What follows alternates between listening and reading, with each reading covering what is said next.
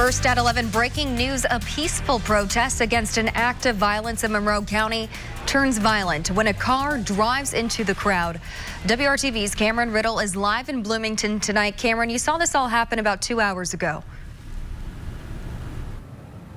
Yeah, that's right, Amanda. Good evening. It is calm now here at the corner of 6th and Walnut, and this is the quietest it has been in downtown in at least the past 7 hours, but particularly in the past 3 hours when things were just about to wind down from the protest here today following that viral video showing Vox Booker being attacked. People came here to the courthouse to protest that the people in that video have not yet been arrested. As things wound down for the evening, protesters were headed to their cars when a car came through here speeding at a high rate of speed and hit two protesters. Take a look at the aftermath of that video. This is video shot by our photographer, Jake Weller. You can see that one woman is laying in the street as 911 operators and first responders get that woman into a stretcher. We found out that there were two people on that car. We didn't get to shoot video of this red car going at a high rate of speed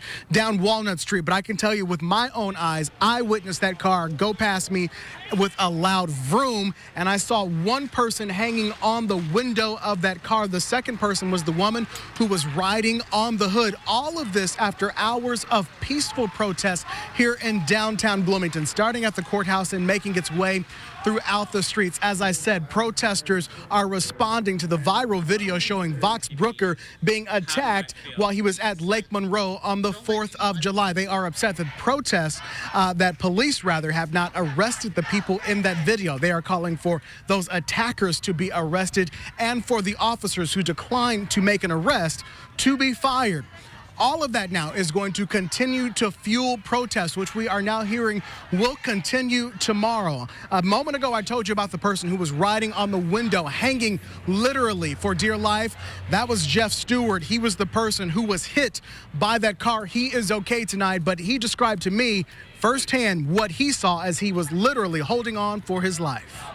A woman driving the vehicle came up to the stop and had started revving her engine towards us, and we tried to stop her and let her know that the crowd is clearing up, just wait a second.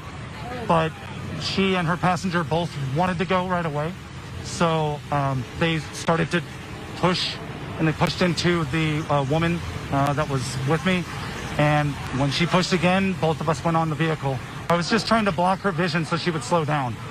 So I tried to pull myself as far in her way to make kind of obstruct her view, but she drove through red lights and made her turn up here that threw both of us off the car.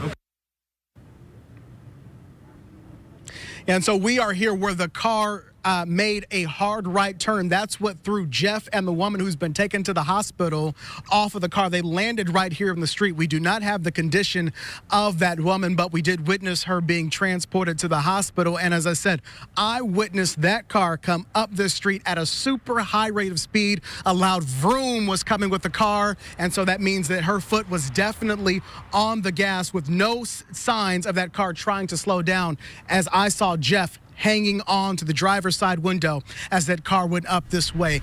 Police tell us we are still trying to find out more information about that driver, but we are able to tell you that it was a red four-door car, possibly a Toyota Corolla, that police are now looking for. Some officers were just telling me officers are in the area still looking for that vehicle. We're working to find much more information on that driver and the protester on her condition, who tonight is in the hospital.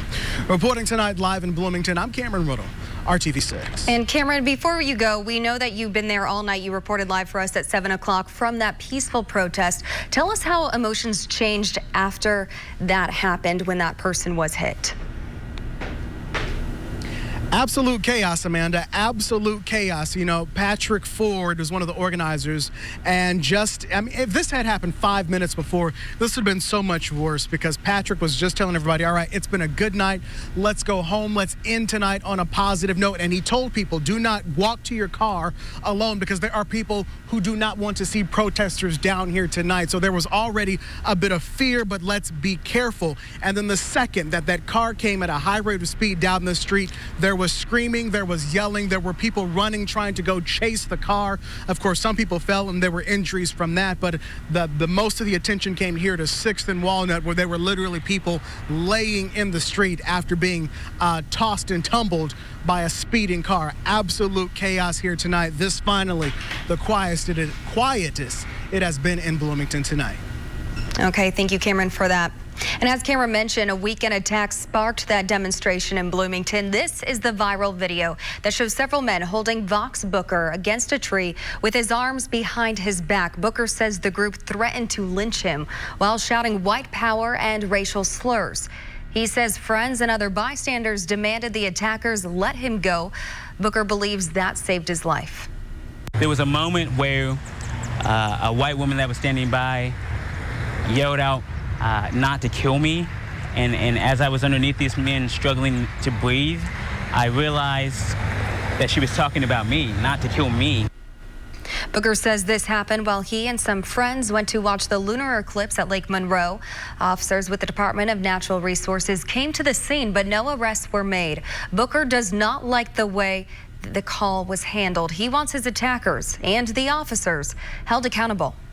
I want these folks to be arrested. I want them to be prosecuted. I want the message sent out to the community that this can never happen again, and if you try it, we will hold you accountable.